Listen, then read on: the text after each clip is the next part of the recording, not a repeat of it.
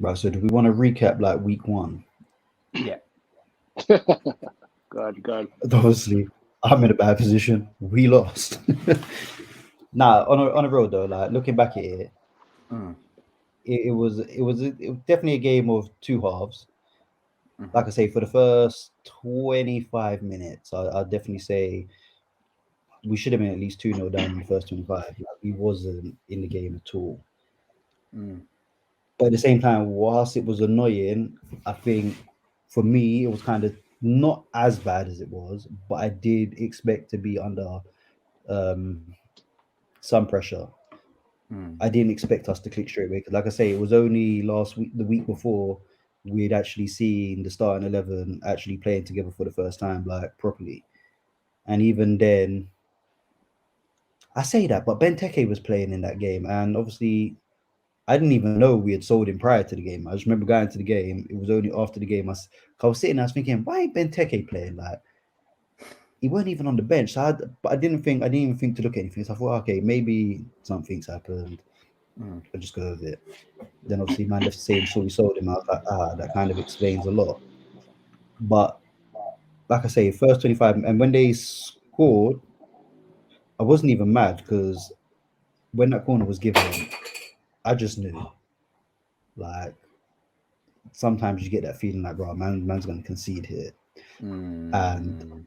it happened. And the defending was shocking. It was shocking. And I think from the 35th minute, for like, I think the last 10 minutes, we started coming into the half. I had a couple half chances where I think even Decore had one, should Mm. have shot, but I think he looked for the extra pass. Then that came to nothing. And I think there was one just before half time where Edward was through. I wouldn't say he wasn't clean through, he was through. And I want to say it might have been Gabriel. I don't think it was Saliba. I think it was Gabriel. Gabriel got in the way, blocked it, and I think it went out for a corner. Yeah. And then the second half, come out. I'd say we dominated the second half, pretty much the whole thing, but we was getting beat on the counter quite. I wouldn't say easily, but I felt like they was targeting. They was definitely targeting the wings. I thought they would have targeted the centre more, but it's like they were looping like the long ball over. He was pretty Mm-hmm. much beating everyone. Saka was, I wouldn't say he wasn't always cleanly through, but when he gets that little half a step on you, you're screwed. Like I Yeah. think Mitchell did good a few times to get back. I thought he did good I in the w- game myself. Now he did, but what I'm saying is there was times where Saka was actually catching him out, like with that half a yard. Like Mitchell Mm. would catch him, which is where I think Saka, if Gabriel was a bit further forward and actually playing as number 9, they would have broke us up. But because he wasn't always up front, when Saka was Mm. actually making them breaks, there was literally nothing ahead of him. So he was kind of trying to hold it up till someone come Mm. in, and then he would kind of block it out. And then Yeah. there was a chance where Wilf slipped Eze in. I was thinking, cool. Then my Oh, man's, that chance. Yeah.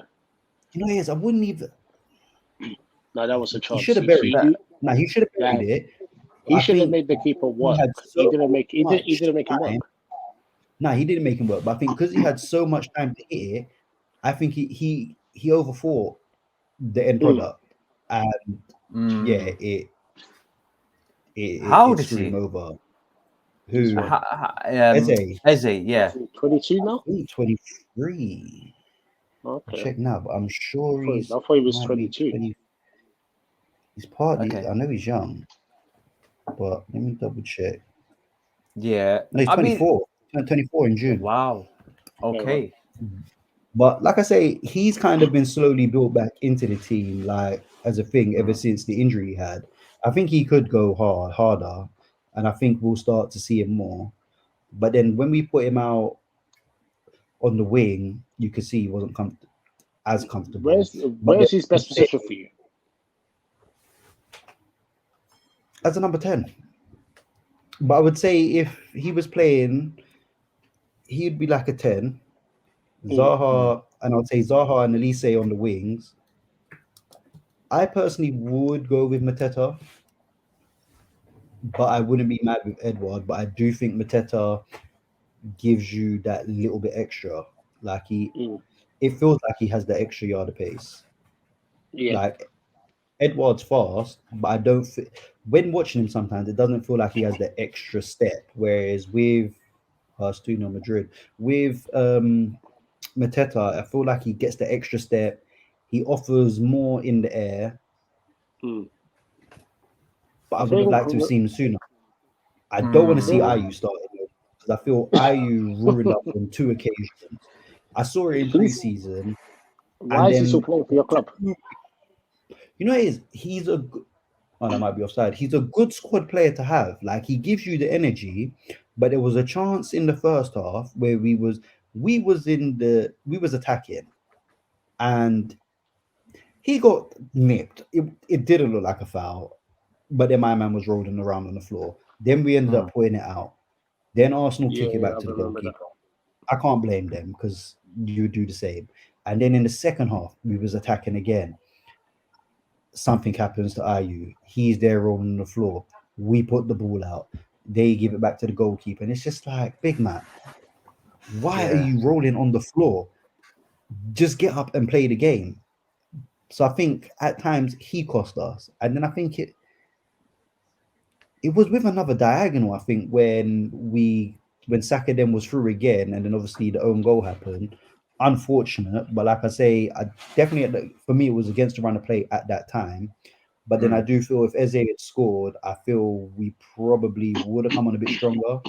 But what I would say is I feel Vieira got the subs totally wrong in that game. Like, I think he should have acted a bit sooner. I don't Arsenal's defense was there for the taking if he was running at them on the wings. Because I was hand up and say now, like it was giving me mixed reactions when I was seeing different reports, and I think I see like 3 different people giving man of the match for Arsenal in that game.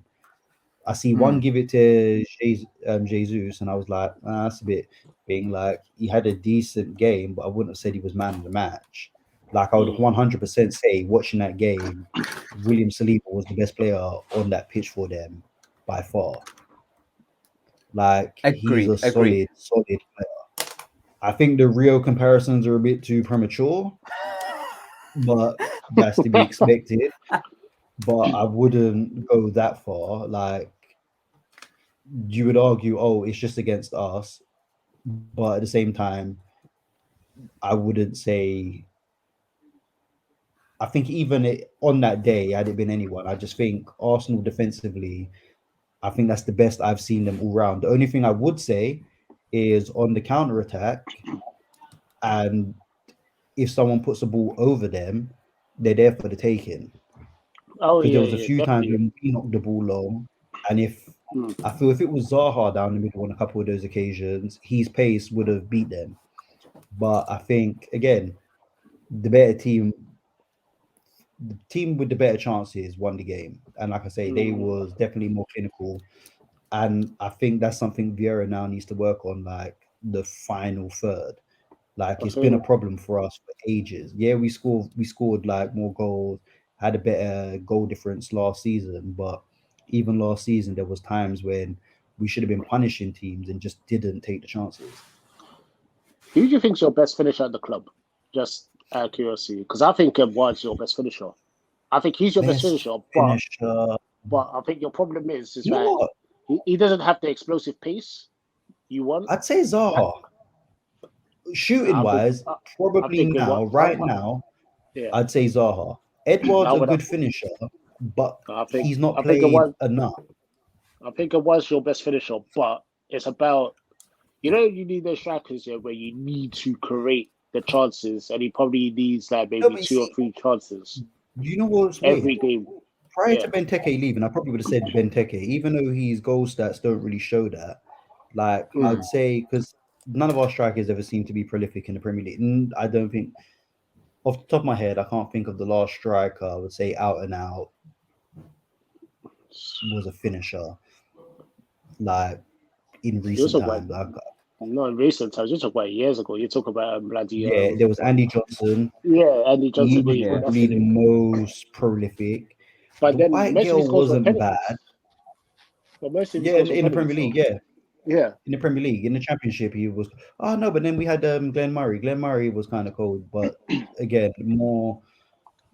It seems like when we get into the Premier League, it kind of don't transition the same. Because I said we could even have Haaland or someone like that, and we still struggle to score goals. It's just once we get in the final third, it's like we overthink things. I think the whole team suffers with what I like to call the Balassi issue.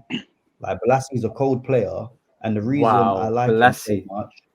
No, the reason why I like him so much, he's hard to defend because at times it feels like he doesn't even know what he's doing. Yeah. And it's hard to kind of judge a person like that. And then it feels like every time we get into that final third, we overthink and go for the extra pass. And it always ruins us. Always.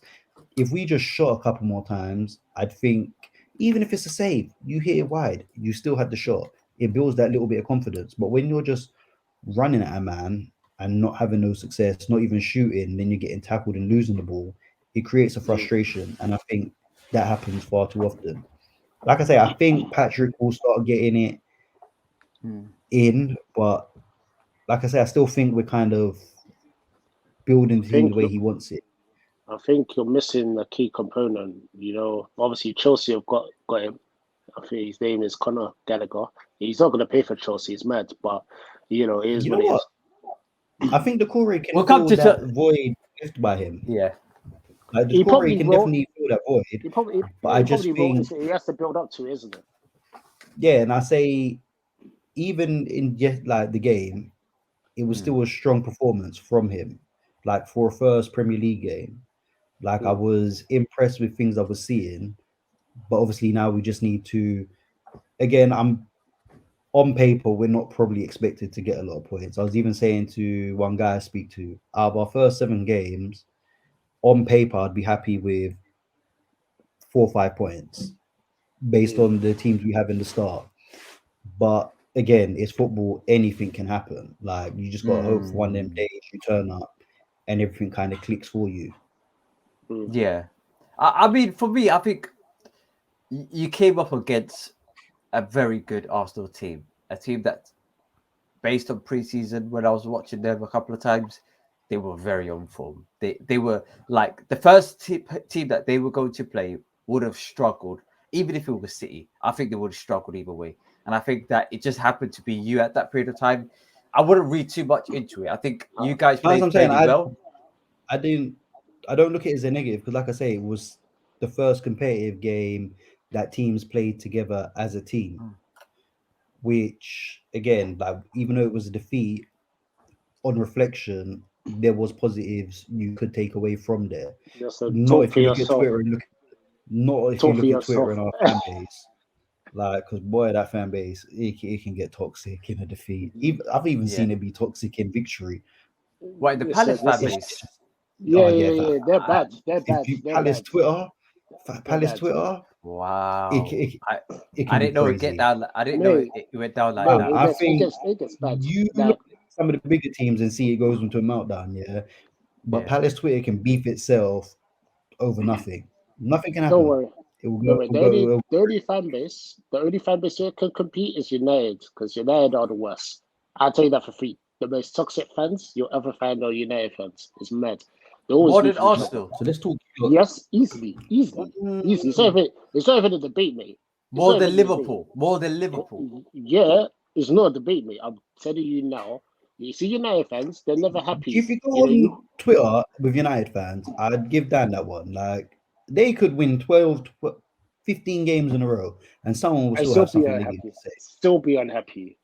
Mate. Yeah, but it's understandable in relative form, because if you think about it, Man United, well, I don't know whether that's still the case because of Liverpool's recent trophies, but I think Man United domestically have won the most trophies out of any other English side other than Liverpool. And I think the fall off in the last 5-10 years, Liverpool have overtaken them by 2 or 3, and you'd probably put that down to Champions Leagues.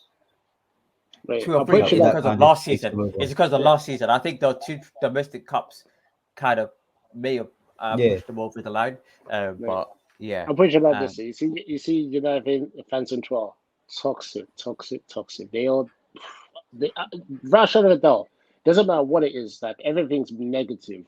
The worst thing about it is, is that a lot of those fans, they still support the Glazers. And for me, there's something being toxic, and then you're still supporting. What do you mean by that? What do you mean by that? As in, like buying merchandise, buying tickets, or watching the team and invested into the TV sponsorship, or do you mean like we actually want the Glazers just there, we're making excuses for them? Mate, everything you just said, about putting money into their pocket, going to games, etc., is helping the Glazers do what they need to do. Now, the thing they did on Sky yesterday highlighted though. The fact that they bought the club with the debt, and obviously the debt's still there, but the Glazers take money out.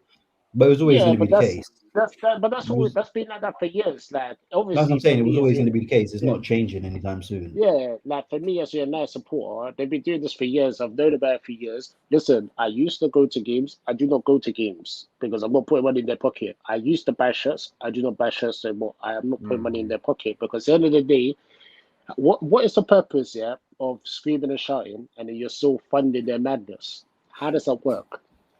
And the whole thing about watching the games on TV and stuff like that doesn't really affect them. Like, there's millions of people going to be watching the games. That money is already guaranteed in January, didn't it? So that one doesn't. So I've always laughed at that one. Oh, but you will still watch their games. Like when it's come down to like TV games, that one's always been the one that's made me laugh. If you don't want to watch the game, just don't watch the game. Watch the game. There's something you can do about that. But because it's mad. But onto the game. Listen, you know what I'm gonna say already. I've been saying this all summer. I've been saying it last season. McTominay and Maguire. Those two players are so dreadful. I didn't see how bad Maguire was for the first goal at first. No, mate. And then when I saw it back, I was like, wow. Like, mate, he played there for one side. Yeah, no, that's what I'm saying. When I then saw it, and I saw it was him played everyone on side, I was thinking, oh man, like I was trying to defend the guy. I didn't see the thing in it. When I saw it, it was like literally the replay and the ball was like, I think I see the ball go in, and then I think I was doing something with my son. And then when I looked up when they were showing the replays, it was the bit where it kind of went across. So I didn't actually see it originally from the offside point. And then when I saw the offside point, I was like, oh. Listen, like no one had no chance. Like he's a lazy player. If he was in line with the rest of the defense, he is. OTC is lazy. Like if he was in line with the rest of the defense and he weren't dragging his leg behind as he does, then obviously Welbeck would have been offside. But it is what it is. What would you say? The second goal. Oh my! Oh, that was shocking. It's even worse because McTominay loses the ball over something he didn't need to do. Back. He didn't even need to do. I believe he took the ball of Eriksen or something, and he should have just left Eriksen to do what he was doing. Yeah, because it was in the middle, and I think Eriksen was going to the. Looked like he was going towards the wing, and McTominay come across him and took it in the middle. Took the ball. He just took the ball, and it was just like, he loses the ball, then he doesn't track back, and then eventually he does, but it's too late. Obviously, because he messed up, Dalot's our play. Like he's literally our play. He's literally like up the wing, where our play. Fred's had to track back. Maguire, for some reason, Maguire's on the wrong side of the pitch. Man's on the left instead of being on the right. The ball gets played on his side. There's no Maguire. Fred misses the ball. It's a goal. Like once again, the same two players making mistakes, and then we can see the goal. And what's the worst thing about it is that they always lump Fred into it. That's the worst part for me. Fred gets some unnecessary criticism sometimes. It's so like I look at it, and then the fact that Fred was taken off first, I was like, one, McTominay is on a yellow, which probably should have been a red. And then two, he just don't seem to know what he's doing. Like, McTominay, you see players like McTominay and Maguire, they're going to get exposed. Eventually, they're going to end up in a scrap heap because the difference between, let's say, Ralph and obviously Ten Hag is that Ralph just did whatever he was going to do. Like, he was Ralph just trying to expose it. Yeah, he got to the point where he just didn't care. Yeah. This is a fact. Like, he got to a point where he was telling the truth and people weren't listening. They thought it was a joke thing. And then look at the situation. we still got players, like McTominay and Maguire. Like those are the main culprits. And Because Matt only left in the summer, wasn't it? Matt left just the summer gone. Okay. Matt wasn't a problem. He hardly played. Okay. No. I'm saying, but did he get bought under Moyes? Yes. Yeah. So yes. I'm just trying to think. So when you look at the team, who's that? Better. Yeah, because I was saying the issue I find with Man United is it's not even necessarily you change the manager, and then obviously someone new comes in. Then they need to put their stamp on the team and bring the players in for their system. And it always seems like with Man United, it's like players that was there from previous regimes. You can't I get you want to give players a chance, but then you can't get rid of them because no one wants to buy them, or if they do want to buy them, contracts become an issue because the wages are too high. Was just throwing money at these players. Even with Bissaka, but there was talks about us taking Bissaka back on loan, but then it was like his wages now would prove to be a potential stumbling block because of how high they became, like how high they was, and I was like, it's kind of mad. He's probably because he's probably on 100 grand now. He's on 100. He's on 100 grand. It's mad. That seems the like wages are probably base salary. Look at that seems like a base fee. No. You got players on less than 100 grand, but the issue you have is that the majority of the ones on less than 100 are probably youngsters, like other than obviously Tom Heaton. Like Tom Heaton's probably on. Tom Heaton, man, been left, came back. Do you know what with Man United? Yeah, well, Tom Heaton's a good backup. I can't complain about him. Yeah, he's not that bad, and he's good vibes. He knows what he's coming for. Yeah, he's not. Tom Heaton for me, like, because I watched him when KG and Flex went into like Thailand and they done the like interview with him. He looked like a calm guy, so I get what his purpose is. He's the cheerleader in the squad, fills in, backs up, he's calm. But my issue with Man United is, for me, I don't think majority of the plays are bad plays. I just think that they play in about 5 to 6 different systems, and you can't put any of them together. And you got some, occasional one or two that can't even play in any system. They're like anti-system, as in you can't see them fit in any system. Mate, I would disagree with that. Like the players, wherever the manager is, they will attempt to do what needs to be done. I use Fred as an example. Yeah, like Fred was playing the way Ten Hag wants him to play. Like obviously, when Ralph was there, obviously he was playing more attacking role. Like these players can do what needs to be done. The issue you have is, and I'll go back to it. I don't think I'll go back to it. The same individuals who make the same stupid mistakes that drag down the rest of the team. All it takes is one individual. All it takes is one individual to continue to make mistakes in important areas. It's game over. For me personally, the most important area of the picture is central midfield. Yeah, this is where the battles are won. I agree. Watch this. If you got Scott McTominay in your team, he doesn't win any battles. 2, doesn't pass the ball properly. He's like a yellow card doesn't score goals. As well. Mate, he had the ball. He lost control somehow without even being tackled. Then tackles the player. Okay, fair enough. The tackle was a legit tackle, but the issue was obviously the tackle was so forceful because he messed up. Obviously, he caused an injury to the player, which could have legitimately broke the player's leg. Even though he won the ball, it could have been a lot worse. The follow through. Yeah. And I'm surprised it didn't go to VAR because apparently they've heightened like the leniency for certain things. But then there's certain even I think Brighton deserved the penalty. I thought it did go to VAR, and they said it did kind of. They made the rules a bit stricter. They didn't warrant a check. Yeah, they didn't. It didn't warrant a check from the referee because obviously, if they thought it was a red, he would have had to go and reviewed it. But obviously, they was okay with his on-field decision. But I always say I feel with tackles sometimes the follow-throughs inevitable because I think I'm not sure if it was last season or the season before when I think Son got a red card against Everton when the Brenda broke his leg. Was it Gomez? Yeah, I think. Yeah, was it the one that he raised his foot in the air? Is that the one that he raised his foot like he just extended it there?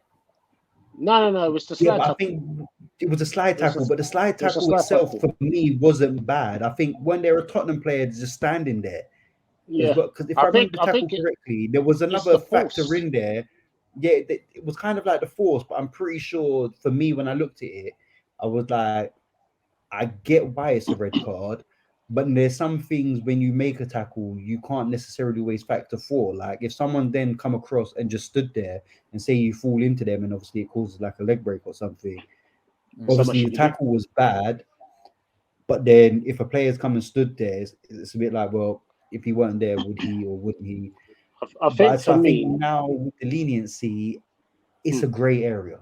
They've made such a great area. It's difficult. It's difficult. I gotta give it to them on that aspect. I think it's very difficult to really gauge it, because it will get to a point that it'll be like basketball, like you can't even contact or touch even the player. You have to walk around them. It's interpretation, isn't it? It's interpretation. It's interpretation. Yeah, and that's where the issue is with VAR, because interpretation is a place for a mess up.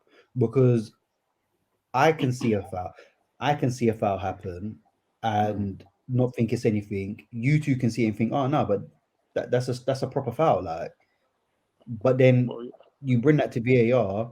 VAR might think, oh well, that's not a foul. It's like, look at last season when we played Liverpool at home, and that idiot Jota dived, and they got a penalty. The referee didn't give a penalty on the pitch. The ref never gave a penalty. And then from where I sit, I was like, the only thing I can think of, he's given a penalty against Ward for a slide tackle here. Never in my dreams would I have said the penalty was given because of Guaita. And then when we saw it, because they did show it on the big screen, when I saw it and after it had been overturned, I was like, no, this is ridiculous. How the hell is that a penalty? Like, it made no sense. And I think when VAR, no, a bit soft, it was barbaric. And then when VAR first come in, ironically, Liverpool again, we scored a header from a corner. It was ruled out because apparently there was a push on a player who was never getting the ball. He jumped, he was nowhere near the ball. We scored, it was ruled out for a foul. Second half. I totally agree with Van you. Dijk. On that one's it's a bit 50-50, because you know what? No, it's a bit 50-50, but you say that. No, but watch this now. He was never getting the ball. Even if the contact weren't there, he was never getting the ball. So it was. No, but if there's a foul in the box elsewhere. Yeah, but if I'm being honest, it was a very soft thing to give. It wasn't forceful. It was soft. But then, obviously, in the second half, unfortunately. No, it's the rules. But then this is what I say. It's down to interpretation. It doesn't get carried out properly. Because in the second half, Van Dijk scored. And then one of the Palace players who could have cleared it with his foot was fouled. But the referee let it go. And it's just like, at what point do we call things like for consistency? It wasn't consistent. And I think that's the issue with VAR. Where people will say it works better for some teams and it's not others. I will say there is cases where you could argue some teams benefit from it a lot more than others. Liverpool, but at the same time, but I didn't want to say it personally. Liverpool, bro. I'm saying it, bro. Liverpool. When you look I don't know who they paid off. But when you look at it, all you ask is for consistency. It's just like if a referee goes to check the screen, 100% of the time he's changing what's been seen. Like, he will always reverse the decision that was on the field. They will never go with their gut because they've been sent to the screen. I think England is the only country with VAR where it's got 100% turnover ratio. Yeah, because they're telling the refs what they need to do. That's literally what it is, isn't it? That they're telling the refs, this is what's happened. You need to check it, rather than saying, okay, check this, please. There's a difference. When they say things, there's a difference. Like, to tell someone you have to check, that's basically saying, yeah, you've messed up. You know, with Arsenal City last season, where City got the penalty, and everyone was like, oh, but why did they check that, blah, blah, blah. At the time of watching it, like, I thought it was a penalty anyway, because I saw the shirt pull. But obviously, in real time, you might not necessarily have seen the shirt pull, so you're not really aware, but the shirt pull happened to be the thing that I clocked. And when I saw it was being reviewed for a penalty, I was like, well, that has to be because of the shirt pull. nothing else. Because then everyone thought, oh, but he threw himself to the floor. Yes, he acted towards the end, but at the same time, there was still the shirt pull to begin with. A shirt pull's a shirt pull, ultimately. Yeah. Regardless if the player throws himself on the floor. I say this all the time. Yeah, so we say. Unfortunately, you got the guys who do act, but if you commit the act, you're gonna pay the price at some point, you know. But you know what one I don't like? When they give a foul for something out the box, but won't give it in the box. Oh, like big man, a foul is a foul. Of course. Like for me, a foul's a foul. Like whether you're in the box, out the box, if you think it's a foul, give it. People might say it's soft, but at the same time, you will be being consistent. It's like even Martinez when he barged, what's his name? Welbeck.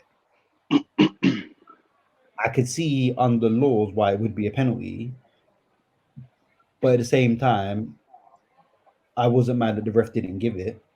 I think with the new interpretation, with the new rules, with the leniency, it was never going to be given.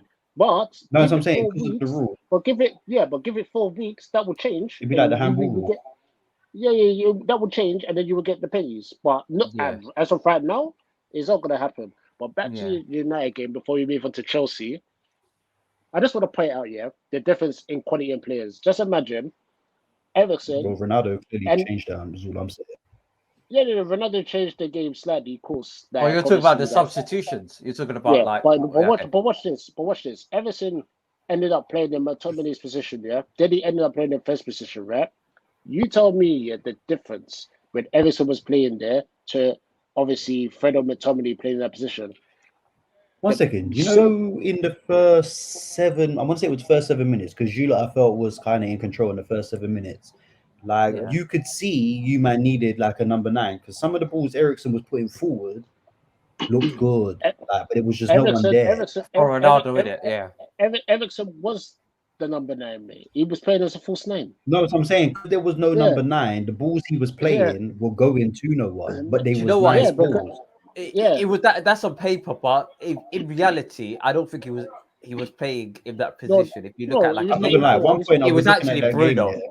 No, I'm not gonna lie. At one point I thought it was playing 4-6-0 is what it looked like at one point. It's like 4 defenders. Obviously, he's never played there before, but obviously his position was a false 9. Obviously, he was coming way too deep because there was times where he was holding up the ball and it was like, okay, you're trying to show a bit of strength here. I was like a bit surprised, but obviously that's not his position.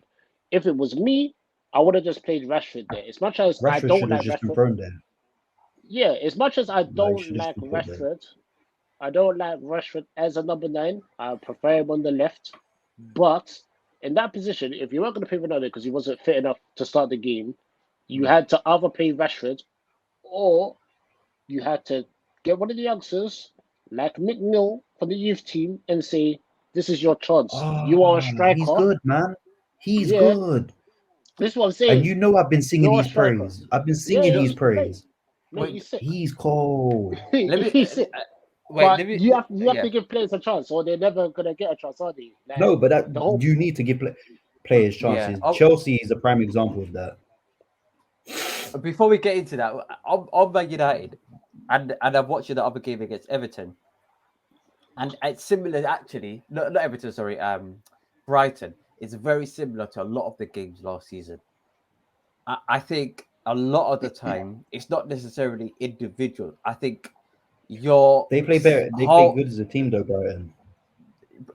Brighton is a classic example. Brighton players are not as good as Man United players, but they seem to know where each other are at all times, and there doesn't seem to be players that are wildly out of position. When you look at Man United's whole midfield, very well structured. Well structured, like they're a very well structured team. Because I don't know how true the report was. I agree with that. I think McTominay. I think if there's any person in the entire squad, it's a different team. Because you know what? Every other person, I think at Man United has some level of speciality, whether they're good or whether they're not good at it. At least Fred could win the ball. At least Fred can have some level of intensity, and at least if McTominay can drive the ball and he's half decent at passing. But with McTominay, McTominay hides behind players. I've noticed it. No, if you watch McTominay, he's hiding behind players. Like he's the slowest on the pitch, where he's out of position and he's never in the midfield. So I'm thinking, where the hell are you half the time? For me personally, like, okay, Kante's a very good player for Chelsea. Like, he's one of the main guys. Like, in my opinion, he is. Not now. I wouldn't say now. No. Mate, no. Mate, for me, when I look at Chelsea, if he's not on the team, I wait for Chelsea because he wins the ball. He just buzzes around. It's a weird one, though. He just does what needs to be done. Well, we're talking about Chelsea. We're talking last week. Yeah. But now, with Man United, I think I can't wait for Martial to come back because I kind of want to see how it works with Martial at the top. Obviously, it's speculated that he's going to be the number 9. But I'll put you like this: if Man's up for it, then you're going to see a different Martial. I think the problem with Martial is that he has to be up for it. Like, we all know he's got the talent. We can't even question anyone. We question about his talent. I don't know. They're not watching football. The man's got talent, but he has to be up for it. He needs to know that the manager. I'd say his professionalism isn't always there. No, you know what? I think he's like a child. He's petulant in the sense of he needs to feel that he's number 1, and if he doesn't feel he's number 1, he gets grumpy. Then you're not really. Obviously, throwing the fact that he had personal issues with his wife and all the rest of it, the season was a write-off. Now, as soon as you have personal issues, it's major issues. The same thing what happened to Greenwood last season. As soon as we realized what was going on, you put 2 and 2 together. You saw weeks beforehand, the man weren't playing good at all. He was playing garbage. And now it makes sense why he was playing like that. Because of the issues, right? So I think Rashford as well. I think Rashford had a very similar. Yeah, Rashford man tried to feed the country and everything, and that seemed to have just got to him, man. Like all the pressure in the world, isn't it? And obviously, I'm saying, and then the Euros probably did that. Don't help, and then. Mate, what was I watching the other day? And they were when he did his interview with the LeBron thing, and it was just like you can see how media trained he is because he didn't answer that question the way he really wanted to answer it with it. And as much as he would say that, I've not watched it. What was the question? I watched. So I've seen little clips. It was based on the racism thing, like afterwards, like and how he felt, but he just gave such a political answer. But you know what's sad about that? Because I remember when I took Asher to Old Trafford, we went up to that game, and then Rashford had the penalty in that game and he missed. And I said to Asher, I was like, I guarantee once we leave the stadium, my man's probably received loads of racial abuse. We get on the coach to come back. One of the Palace fans was like, they've just checked loads of racial abuse. And I'm watching the Euros. Who missed the first one? Whatever order it went in, I saw the black go up. It was Rashford. I saw Rashford go up. Obviously, I'm sitting here laughing to myself now because I'm like, in my heart of hearts, I was like, I knew he was going to miss. I was like, this guy's going to miss. And the sad thing is, the racial abuse is going to be crazy. Cool. Rashford misses. I already know what's happening. Then I see Sancho move. And I'm just like, nah, this just isn't going good because I know he's going to miss now. Because it just seemed like everything was just clear as day what was going to happen. He misses. I'm like, he's going to receive the racial abuse. Then I see Saka step up. And I'm just like, did no one think this strategy through? That you're going to send all 3 black players up, one after the other? I would say this though. In my heart, I knew they was all going to miss, and it was just like you knew what was going to come of it because of what game it was. I would say this. The only issue you have is right. Obviously, they all volunteered to take the penalties, right? Now the issue you have is that if certain men don't want to take penalties, then what are you going to do? If they're prepared to take it, obviously they shouldn't be abused. Someone else meant to be up there before them, and they was like they didn't want to take one. That it's like a voluntary thing, like Gareth. Who's on it? And he'll be like, Gareth was trying to thing, and then one of the players that was actually playing the game I swear I heard one player didn't want to do it, and obviously the man stepped up. Oh, I think it takes courage to take a penalty. I think Grealish wanted to take one. Like I say, it takes courage to step up and take a penalty, innit? But like, you know, when you just know what's about to become of the penalty, like what the miss is. Had it been a semi-final or whatnot, yeah, it would have been bad. But because it was a final, I just think everything was magnified. Of course. Definitely. Do you know what? Do you know what? I wasn't like, I didn't notice at that specific moment because I was optimistic. Like in my head, I'm just thinking, we have to win, we're gonna win, etc. Like I couldn't care less. Like OTC, you're too optimistic about England, mate. Yeah, but like in terms of what's it called? In terms of Maguire was the one I was like, shit, fam, this guy, fam. Oh my god, I think Maguire might roof it, you know. Like he might just flop this. No, one. you know what? He actually done well. I'm like, wow, Maguire. He can take a penny, but it's one of those. It's never going to happen often. Because you know, Man United had the penalty shootout in the Europa League. Yeah. You know, the only player, even though he wasn't English as such, I was worried for the criticism Fred was going to get. Because in my heart, I thought Fred was going to be the one to miss. And so when he scored, I was like, oh. And then when De Gea missed, it was like, let's see how this one kind of thing. But it wasn't. No. I never would have expected Rashford to miss. Of all people, I would never have expected Rashford or Kane to miss. But for Rashford, like, I think my cousin said it straight after. As soon as we lost, I was like, flipping hell, bro. It was a downer, yeah. But Rashford, and he was like, I said, 3 months left. The penalties, man. He's got history of penalties. It's not against Palace. It hit the inside of the post. And then it come out, and I was like, Dad, he's got a good record. I think he's got in the Premier League up to that point, I think in his last 20 penalties, I think he only missed one. He had a very good record, Rashford. It's missed more than one. I know that for a fact. I'm not gonna lie, he wouldn't be my first choice for penalty. He's missed more than one because he missed one against Palace, right? He's missed one against Norwich. That's 2. I've named 2 already. Yeah. I think in the Norwich game, in the Norwich game, not last season, but the when they were up before, not the season before that, but the season before that, yeah, they missed. No, I'm saying the one before, yeah. Before Bruno, he was a penny taker. Because remember, Rashford and Marshall missed a penny in the same game, mate. So Rashford's. I'm not counting penny shootouts. Okay. Well, I mean that counts as well. But yeah, but in terms of Man United, to just conclude on that thing, I think that they need to do something similar to what Arsenal are doing. Clear out the people that do not want to be there. Mate, to be quite honest, just on that, when you're talking about clear out, it's easier said than done. Unfortunately for United, these players that. It's the wages, isn't it? Like, no, you could do it. I thought you can't do it. I was like you. I thought we can't do you can't do it. It's impossible. Unless Man United are paying it. It's not going to happen. Because like I say, we was talking about going for Wan-Bissaka. But if the Glazers are not going to do it, load, I'm telling you, we got what's your space? Romelu Lukaku, 350. You lot still paying some of that, though, isn't it? No, we're not paying any. I think. I'm sure you're paying these ways. I don't think they're paying the whole thing. You're still paying. You're paying for some of it. You're paying for some of it. You're paying for some of it. Even so, yeah. I think that if Man United load. Okay, watch this.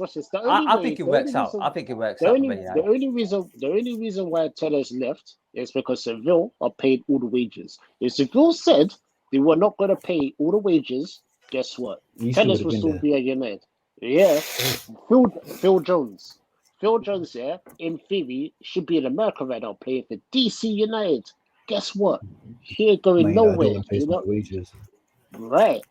There you go. It's the same old. The Glazers are just being stingy in that sense. They're not doing it. It's Glazeronomics, mate. It's Glazeronomics, man. They do what they want to do. Like I say, game though, I did see enough in the second half.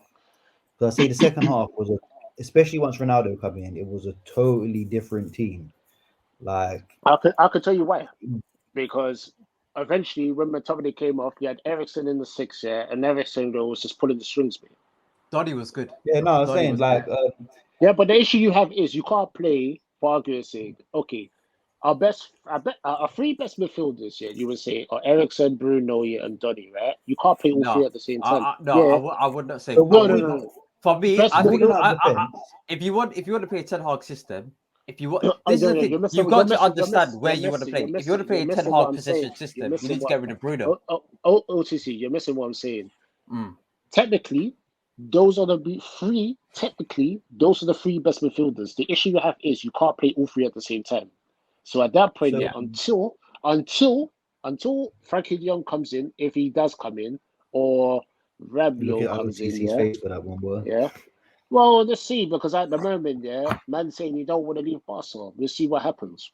So, it's one of those. So if you would say, like from midfield to up top, what would your start like be in your starting 11? Ruling out the defense and obviously Okay. Right now, with the players there, I would play Fred, Bruno, Eriksen in midfield, or I'll take up Fred and play Gardner instead.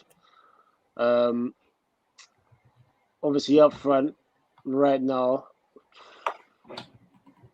I would say Ronaldo up top. You can't leave Ronaldo out, I'm sorry, but if he's fit, then he's going to score goals regardless of anything. And this whole thing of he doesn't press, it's all nonsense because he was pressing on the weekend, so it is what it is. And then obviously on the left, it would have to be. That's a tough one because you either got Garnacho or you got Rashford. And personally, right now, Rashford's not in form, so I would have to play Garnacho out on the left and then Sancho on the right. It's that simple. I would differ. I don't think this is what I think. I think you guys are leaking too much goals or are leaking too much chances in the midfield. This is what I'll do. Honestly, because of your players. Wait. Stop one sec. Before you continue, the issue you have there is, if you play two, that means that you either have to drop Eriksen or Bruno. I'm not prepared to do that. No, this is what you could do. Well, I mean, this is what you could do. You want to play possession football. How can you play possession football with the guy who loses possession? That makes no sense. You got to choose your priority. Are you playing FC or system FC? What one are you? Just out of curiosity. Which one are you going to choose? Just out of curiosity, Bruno, De Bruyne, and some of the players like that, they do lose the ball a lot. And the reason for that is that because they're trying to play the balls to their attackers, so sometimes it doesn't work. They lose the ball. Unfortunately, when it works, no one's gonna say anything. But then when it doesn't work, when you're off form, then people will complain. I think it's not form because it's not form. It's not a form thing because you know why? It's almost every single game where there's always misplaced passes. I think personally, I know this might sound bad. I think personally, you are better off playing in the three-man midfield. You're better off playing Eriksen, Donny, and Fred in that midfield because I can guarantee you in that midfield. It might not be getting goals and assists as much as Bruno, but everything around it will be a lot more functioning. And that is where Man United problem is. If you've got Bruno, you can say, yes, he does that Hollywood pass. I agree. Occasionally, he does the Hollywood pass. It looks fantastic. But what are you willing to sacrifice for that? Because when you look down at your midfield and you look down at, you take a snapshot of your midfield, there's one big, massive hole in it, and your players don't know where. And because he's not submitting to the system, that to me indicates that it's either him or Ronaldo. You can't have them both. You got to have one player that's anti-system. Of course you can. How is Ronaldo anti-system? Just like curiosity. Ronaldo's anti-system, but everything has to work towards that one player. You can only do that for one of them. You can't do it for the pair of them. So how does it work for Portugal then? Like Bruno and it doesn't work for Portugal. It doesn't work for Portugal. Of course it does. No, it doesn't. No, it doesn't. It doesn't work for Portugal. So wait, they play on the same pitch. They have their own individual work, but as a whole collective, it's not a cohesive unit. You know, it's not. Of course it is. Like every time Portugal on TV, I watch their games. It works. I don't buy that notion. I don't buy that notion of Bruno and Ronaldo don't work. Like I think that's a farce. Like I think sometimes like it's easy to see, and I think it's easy to see like when obviously Bruno is not in form, but when he is on form, then like all of a sudden it's gonna be like, oh yeah, he's just like just chucking balls in or whatever. There'd be some kind of excuse. Like for me personally, I think just let the man be because at the end of the day, he creates the most amount of chances in the league. Like other than Trent and De Bruyne, like I agree. who are up there, who are up there in numbers. At the end of the day, if your strikers are not scoring goals, then you can't blame man who's creating the chances. I'm sorry. Last season, yeah, other than Ronaldo, who was scoring the chances? I'm sorry, but Rashford wasn't doing nothing. For me, No. For me, okay, this is why. Okay, Rashford. I think a lot of your players. Okay, the midfield, I agree, is the biggest problem. I think that personally, I think the midfield's sorted if you don't play McTominay. That's the personal thing. No, it's not. I completely disagree. Every time McTominay doesn't play, the team plays better and doesn't lose the ball. Like every time because McTominay's not playing, it's because there is a player like Donny or there's a player like Matic who can keep the ball. That's completely different. When was the last time Donny played for us from the start? Like we can't talk about. Yeah. No, we can't say. No. For me, no. I've seen way too much. You can't say, oh yeah, Donny's doing this and Donny's doing that, but he's not even playing games. Like no. I've got enough data to formulate an opinion on Donny van de Beek. For me, I've seen enough to understand what type of a player he is. I know exactly what he is. He makes sense. He does make sense on the tin. Knowing what he does and actually doing it are two different things. Man hasn't done it in a Man United shirt. End of discussion. Like, yeah, but he's not playing. He didn't do an Everton shirt neither. No. That's our best circumstance because in a relegation battle, you're more likely going to choose defensive players in the midfield. He was injured. Yep. And he had Oli for the most part. He didn't really play him. Wait, this before we go on to the injury part with Donny at Everton. Yeah, at first he was playing games. He wasn't doing nothing. He had that first game where he was doing bits, and then man faded away into the shadows. Why? Because he weren't performing. I'll take Donny. I'll take Donny. Listen. I like Donny, but the issue you have is Donny's best games for Ajax, right, was in Bruno's position, in the 10. Yeah, on the weekend, Bruno wasn't playing as a 10. Bruno was playing as an 8. So at that point, okay, you take Bruno, I'll play Donny there, but how much of a difference that's gonna make? Because I'm not being funny. You're gonna take on the guy who's your free kick taker and everything, right? And then put all the pressure on Eriksen. Like if you got both of them, then at least like you got two options. Like I'm telling you, and for me, when you had Donny van de Beek on the pitch, I get that last game against Brighton said everything I needed to know. This guy can keep the ball, run into space, create triangles within the 30-yard area. He doesn't get the ball. Like he runs into space and doesn't get the ball. I like Donny. Yeah, because Luke Shaw. I remember a couple of times Luke Shaw is one of them. There was a pass directly to him, and there's a pass into McTominay, and this guy looked left, right, and he went straight to him. That's the problem. Your players Wait, you're talking about individuals. Like you don't say players. Talk about Luke Shaw. Luke Shaw. Yeah. It's not players. Like you're making it seem like it's a whole team. It's Luke Shaw. This is what I don't like. But no, it wasn't only Luke Shaw. When we talk about it was Luke Shaw. Luke Shaw did it on 3 different occasions. Like name another player we did exactly the same thing what Luke Shaw did. It can't be only Luke Shaw. It can't be. I see Donny run into more than 3 good positions and didn't get the ball. It can't. It was all. No way. Luke Shaw had the ball. I agree. It was Luke Shaw, but it can't only be him. It can't on 3 different occasions. On 3 different occasions. The only other one and it came from the left was I think it was Camacho. Was it Camacho? You had the pass and he passed it to someone else. But other than that. Like I said, it's madness. Like at the end of the day, Donny needs to play in the team on a regular so people understand these runs. This is the problem. He doesn't play on the regular for many reasons. Like ultimately, he will get into the team eventually because he's a 10 hard guy, but he has to prove himself. If he doesn't prove himself, then he's not going to play, is he? Like we're all living on the fantasy. We're living on the fantasy of Ajax. He played well at Ajax. He hasn't played well at United. I think I don't think he made he's not met the expectations he was supposed to so far. He's not played. He's not actually played. Even when he has started games, even when he has started games in the cup, he didn't play well. What was the game? The West Ham game in the cup last season when he got knocked out. That's unfair. That's unfair. He didn't play well. No, that's unfair. That's unfair. You can't just not play a guy. You can't not play a guy. Chuck him in every now and then. Expect him to do wonders. You got to give him at least a run of game. It's not about doing wonders. It's about doing your job. Like, I'm not being funny. Yeah, this is a prime example. James Milner, right? How many games does he play in a row? The man hardly plays, but guess what? When he goes on the pitch, he's gonna do his job.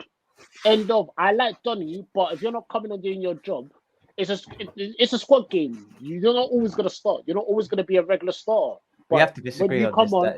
When you come on, you need to do your job. Like when Ferguson was manager, he always had players, who he could rely on. You come in the pitch, you do your job. End of. Can you rely on Bruno? Can you rely on Bruno? Mate, when Man United needed him the most, right? He was one scoring the goals, getting assists. He's proven himself. Like, he's out of form in a moment, but he's proven himself. When United needed goals, important goals, man has scored important goals. But can you rely on him? What you're saying is two different things. Can you rely on him to be able to be consistent at a high level and not make that many mistakes over a long period of time? I'm not talking about like cup final. What mistakes are you referring to? Because I wouldn't say he's making mistakes. I would say, he's trying to create chances and it doesn't work. That's not a mistake. That's a funny way of spinning it, That's a funny way of spinning it. It's not spinning it. So all of these long full passes that go out for throwing, you're gonna say, you're saying, no, like he was just trying. He was just trying to take. So if he's trying to pass the ball, right? He's trying to create options, isn't he? Like, that's not a mistake. He's trying to pass the ball.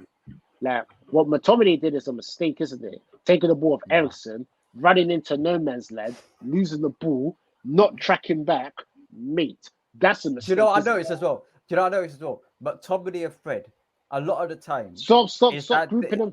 Stop grouping them together. Okay. Let's just say McTominay. A lot of the time. McTominay. A lot of the time. Yes, he's bad at passing. Yes, he's bad at this. But at the same time, when you got a bunch of players out of position, it makes it more difficult. Who's out of position? Explain. Bruno. Last season, Bruno was up front half the time. Bruno was up front, as a second striker. Because he was told to play as a second striker. What are you missing?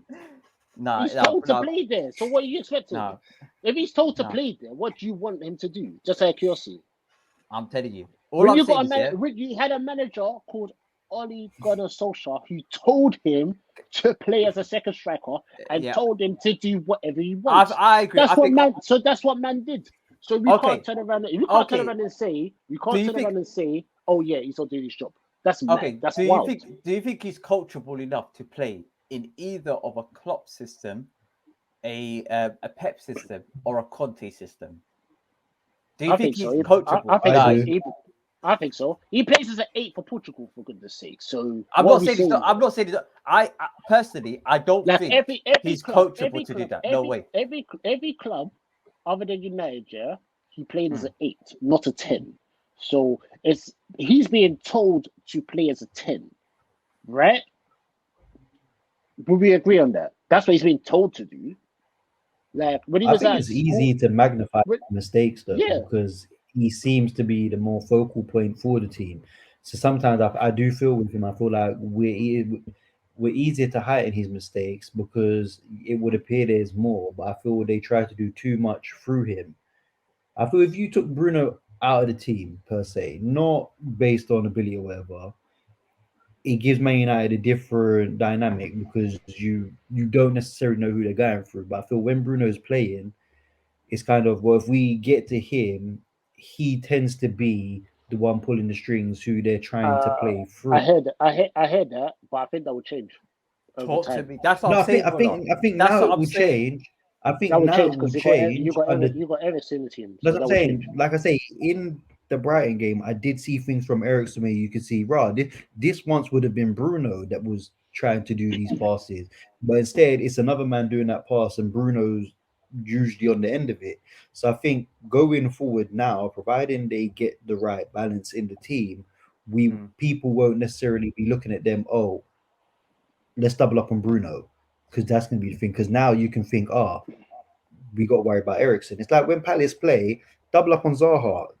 That's the mantra. If you double up on Zaha, you tend to take out an important aspect. But then when we had Elise and Eze playing, double up on Zaha all you want.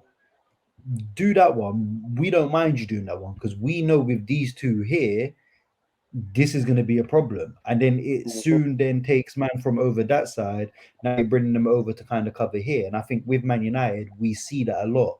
Double up on Bruno when Man United are in the attack, or even cut him out, and it changes a lot, which is when you see Fred, more McTominay trying to drive the ball forward and it don't work. So I think with Ten Hag now, like I say, in the second half of that game, I saw enough in the tactical changes he made to make me know once he gets the players he wants, we should see an improvement. Because like I say, even though they lost the game, they gave themselves a chance at times in the second half. I think there was one chance near the end where I think Eriksen whipped it in, and I think Rashford just missed it. It was like towards the back post, and Rashford just missed it. Had he gambled, it might have been a bit different. So you could see the passes that Bruno was once doing. You could see Eriksen was picking them out. And I say at times it seemed I would say it was more of a better ball sometimes than what Bruno would do. It seemed more with more purpose. Whereas Bruno was also getting in, but then when the ball was coming over to Bruno, sometimes like at this point now he's too far forward. He's now looking to come back, like to cut it back, but there's no one there. So like I say, once there's a striker there, I do see many ways where they will improve. But I think it's literally Ten Hag getting the balance of that team right, and I don't think we'll see that. I think by the end of the transfer window, we'll see, providing Man United bring players in, we'll probably see an improvement. Listen, we'll definitely bring players in. But it's coming down to the caliber of player they bring in the transfer window. Of course. That's it. I said that even when I did my prediction, I said there's room for change for United, because I do feel once the transfer window is done, because even with Chelsea, I said for those two teams, I've got them where they was based on their transfer window. Once the transfer window closes, those two teams there have enough where they could, not third, because I think the top three for me is kind of set how it is. I think literally the battle for fourth this season will be between Arsenal, Chelsea, and United, and it's who gets the best out of their team and gets their transfer window right, because that's what it's ultimately going to come down to. Whereas I still feel Arsenal need more squad depth, because I don't think they made much change. They brought in key areas. I said Lacazette and the other guy, Aubameyang, was scoring a lot of goals last season, and I think they added Jesus. I think that is like buying two players, because really and truly, Jesus might even score more than Lacazette and Aubameyang last season combined. So they like. I think that's a bit harsh on Aubameyang, just because even though he didn't finish the season at Arsenal, he still banged in goals for Barcelona. Once he got to Barcelona, he was banging in goals. I think he got like 15 in all competitions. I'm referring it just to Arsenal only, but in terms of I think we've kind of concluded on Man United. They basically all of us said they're going to finish sixth, so. Can't lie. Well, not all of us. I went there to have my. Like I say, my thing was with the 6th, 5th, and 4th. For me, those three are the positions that are changeable.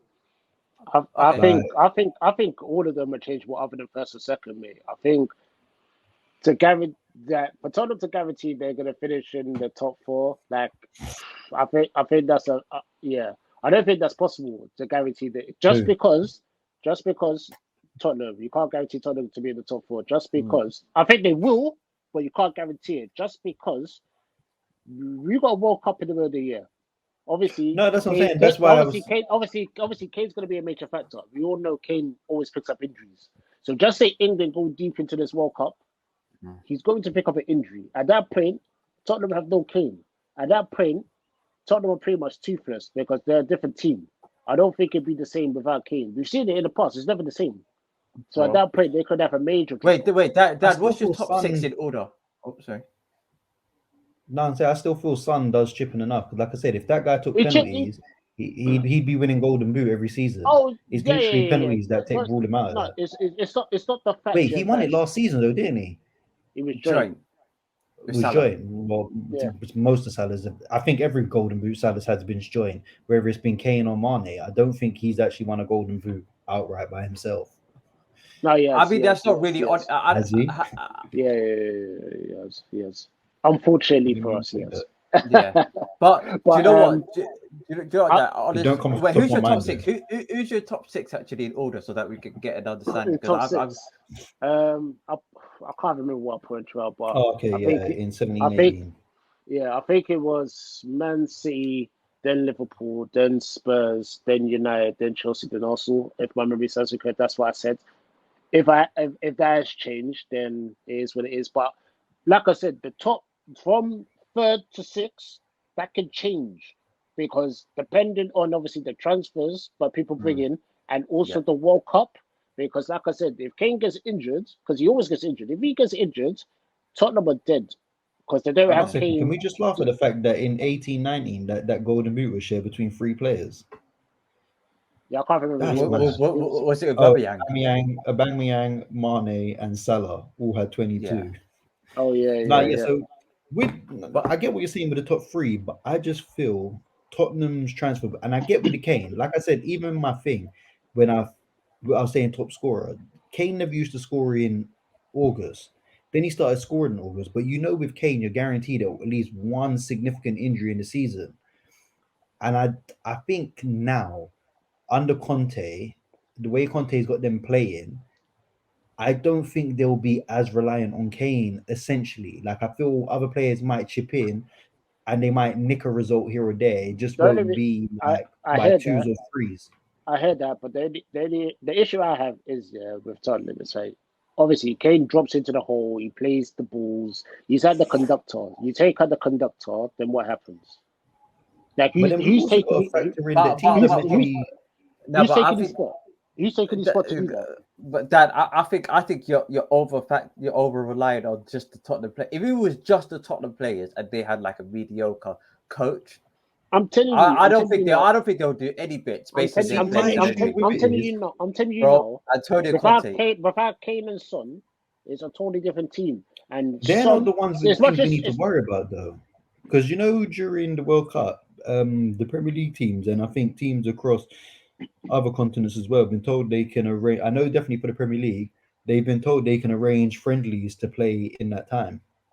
Yeah. So teams are going to be playing friendlies, and I wouldn't be surprised if we see injuries picked up in teams through these friendlies.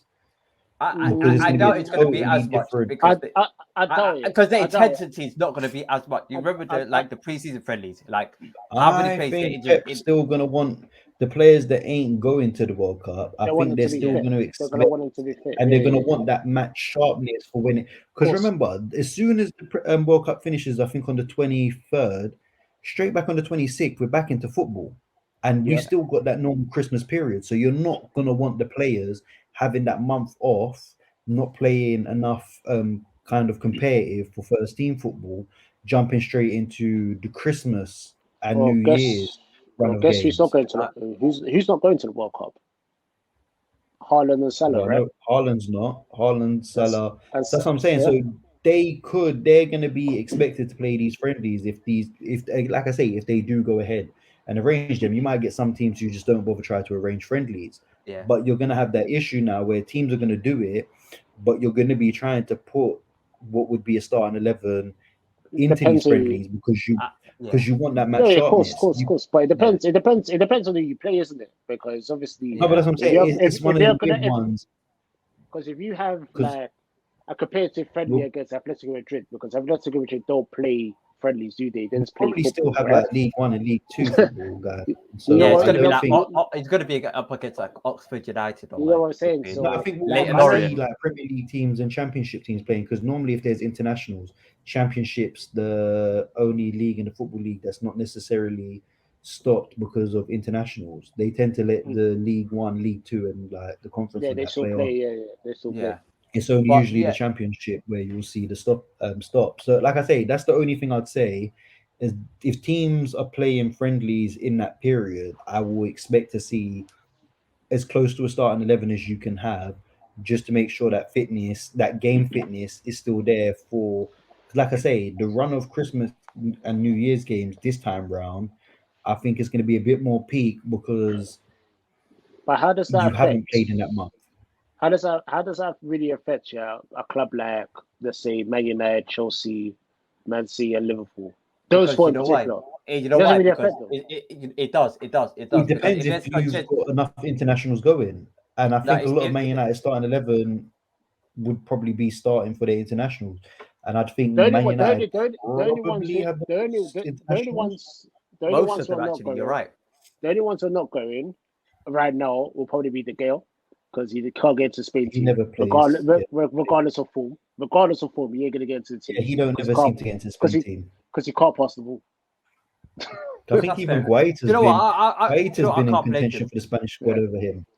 So, I can't blame it, because they've got one system of playing. Like, if you've got a goalkeeper like De Gea, it's a bit, you're gonna probably mess up the defense a little bit more. So that's why I say it makes sense. It literally comes down to who's. So other than that, yeah, at United, you're probably looking at a whole bunch of youngsters, because Scotland qualified as well, didn't they? They're in England's group, right? They qualified. They beat Ukraine. So obviously, McTominay's going, Fred's going. Yeah, they're in England's group. Going. Luke Shaw's definitely going. Delow's going. I wouldn't say that. I would not say that, bro. Bruno's going. Yeah, I would say who else? Shaw. Sancho could be. Yes, the Shaw's going. Don't worry about that. He's a favorite of. I'm gonna be honest. Unless Mitchell has a big like first half of the season, I'd think Mitchell will probably get left out for the likes of Chilwell and Shaw. Because for me, the only player that can really compete with them for that position would be Mitchell. But then it comes down to what Gareth Southgate's going to pick. I think Gareth Southgate. I think Gareth will choose a Trippier. I think Gareth will choose Trippier over Shaw, personally. I don't think so. You know? Trippier's gonna go regardless. But the issue you have is that obviously he prefers his wing backs to be able to defend, right? And obviously, not to say Chilwell can't defend, but Chilwell's more attacking than Luke Shaw. So I would favor Luke Shaw to go, and maybe Chilwell might even get left out. Bro, let's just stop this. Yeah, we'll talk about. Ideally, they both should go. But Southgate's got this obsession with his right backs. He'll probably take all four again. No, if it's one of the offer, yeah, you've got to look at it and say, you know what, who's actually played better in an actual tournament or a cup competition? All right, just Luke Shaw what happened in the World Cup?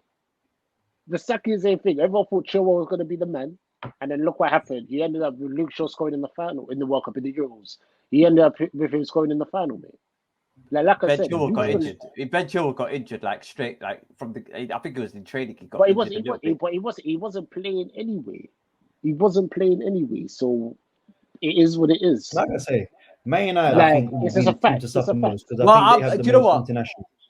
We do. No, Man United. I'm pretty sure Man United have the most internationals going to World Cup. The only ones you can look at, we might not go is obviously De Gea, Rashford, Sancho, and Martial. Nah, see, I think Rashford goes. I can't see Gareth leaving Rashford out. I don't think so. Well, for some reason, I just can't see him. He needs to get. He don't deserve to be called in, but I can see Gareth Southgate still. Oh, but he plays Personally, if it's about form, he doesn't go. But he doesn't go. But one second, Gareth Southgate already said it's not down to form. It's down to form, not reputation. My man's whole teams have been built on reputation over form. So we know he's this. going to do what every other manager's done prior to him. And like I say, I think for that reason, Rashford goes. He might not deserve it, because you could say like reputation. But what's the reputation of a? For me, Sancho 50-50 on. I think Sancho's got more of a chance than Rashford. Personally, because I don't think Rashford has been poor for the last 2-3 seasons. Like for me, I think at that point you've got to look. I would say he's been poor for the last 2-3 seasons. I say last season. Last season he was poor. The season before that he was doing well until he got injured, and he was playing. The season before that is when Mourinho was there, and then Thingy come in at the back end of it, weren't it? Oli. Yeah, because when that season he had the issues with the back, and they were still playing it, like doing probably the injections. No, that was the season afterwards. That was the season afterwards. Yeah, because like I say, the issues with his back. Yeah, he was playing. Remember, he got 20 goals, and he was playing with a broken back. Come to think of it, he was playing with a broken back and a busted shoulder. This is the thing. He sacrificed himself, and he's never been the same since. And this is the thing that people don't consider. These are the things that people don't consider. You have to remember, it's true. And then he came back. Remember, he came back with no preseason.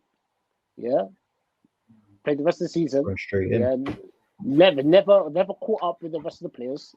Yeah, and now he's got no excuse because now he's had a preseason now, so he's got no excuse now. This is the season where he's got no excuse because he's had his preseason. And mind you, if you want to look for excuses, mind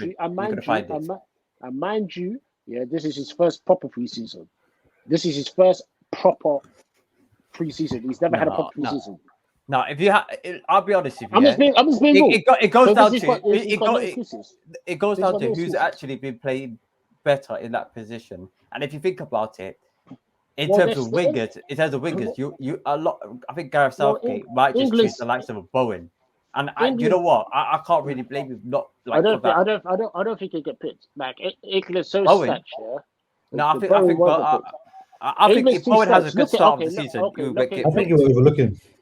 You've got looking at this, yeah, regardless if it's left or right side, yeah, regardless, yeah. You've got Greenish, Xhaka, yeah, Rashford, Sancho, Foden. Who else am I missing? I'm sure I'm missing someone. Sterling. I think I said Sterling, but Sterling, yeah. Like that's I've just named 6. Bowen doesn't then come close. Bowen plays well for West Ham, but guess what? Him playing for England, and he's obviously there's 2 or 3 games he played. It didn't look good at all. And I know there's the easy excuse of he doesn't know the players, blah blah blah, but he just didn't look good at all. I do not see how, if you're gonna play Greenish on the left and just say Sterling on the right, where does he fit in? To be fair, I don't think that's he doesn't fit in. And then I know what you're saying. And then as backup right now, if you're going by form, you got Foden and you got Xhaka. And then even deeper than that, yeah, you got Sancho and you got Rashford. Where does he fit in? No, I think honestly, I think he'll probably get favoritized over the likes of Rashford because Rashford's been wait. So wait, yeah, but they play Rashford plays on the left, Bowen plays on the right. Bowen doesn't get in ahead of that Sterling. He doesn't get in ahead of Xhaka. And there's no way, no man is telling me that Bowen is better than Sancho. And mind you, he's not better than Sancho. No, but it's not. I think before you continue, as much as Sancho hasn't got the goals, Sancho hasn't played poorly, and this is the key. I think sometimes, people they jump the gun with Sancho because he costs so much money. Yeah, they're expecting all these goals and all these assists and all the rest of it. He hasn't played poorly. He just hasn't scored or got as many assists as he should have. I think before we get to Chelsea, we'll wrap this up quickly.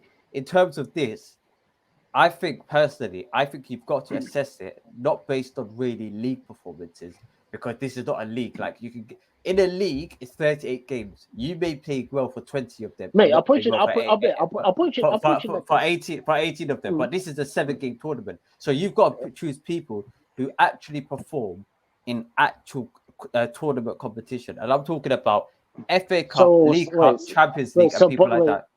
I think those Southgate don't do that. Southgate don't do that. But Bowen played well in the Europa, so you have to give him credit for that. So Bowen, you're gonna go off one season. No, it's not one season. I have to think about who's going to perform in this World Cup on that day, not like who's a better potential, who's better technically in training. I'm not talking. All of that. That's for league football. You need to talk about tournament football. It's not about having 7s out of 10 for like 38 games. You need 10 out of 10 for about 7 games solid. Wait, so if you had to put money on Bowen or Sancho, you're gonna put. I don't know about Southgate. Like, there's a lot to go. Come on, there's a lot to go into it. I think Southgate. You can see Southgate loves Sancho, and Southgate has his set team that he's weird. But he's weird. But in terms of back to Chelsea. Yeah. Everton. I predicted a 1-0 win because I knew it was going to be tough. I'm actually happy with the win. I'll double check that. Yeah, I'm actually happy with the win, and the reason why I say I'm happy with the win, he predicted 1-0 win. Yeah, because you know why? Because Chelsea against Everton are not often high-scoring games, and I don't think we won at Goodison Park. Out of the last 4 times that we've been there, we've not actually 4 or 5 times we've been there. I think we've only won once. And so for me, I'm happy that we won because that's an extra 3 points on the board in the last 4 seasons that we've not actually gotten there. So I'm happy with that. Performance-wise, it's as I would have expected. Yeah, I was a bit let down I did watch the game. It was poor. I can't lie. It wasn't defensively. Okay, from a defensive standpoint and like a structural standpoint, you was bare defensively than I thought you'd be. I was impressed by Silva. It was decent. Yeah, it was decent. Everyone knew what they were doing. Like Silva, Koulibaly, which I thought Koulibaly was a man of the match for me, but some people say Silva. I'm not mad at either way. Silva by far. In terms of like Reece James and Chilwell just came back in. I think he had half of the game against Udinese and he dropped back in. Fair enough. Cucurella played well. I give him that. And Sterling, once Cucurella came on, Sterling actually played a lot better. And the likes of I've got a question. What does Cucurella bring to the team? Just like curiosity, considering he's 1 goal and 1 assist, I believe came in the same game against United. What does he bring into the team? Cucurella's left back, yeah? Wing back. He's a wing back. He plays 2 different positions. He plays wing back and centre back. He plays anywhere on the left. Anywhere. Yeah. Okay, so who would you have, him or Chilwell, as your starting left side per se? That's with Chilwell, no? I think it's very tough because you know why. Chilwell is probably a better player to play in the wing back position, but the thing is, Chilwell's been out of form, but he's just coming back into injury. Okay, forget the injury.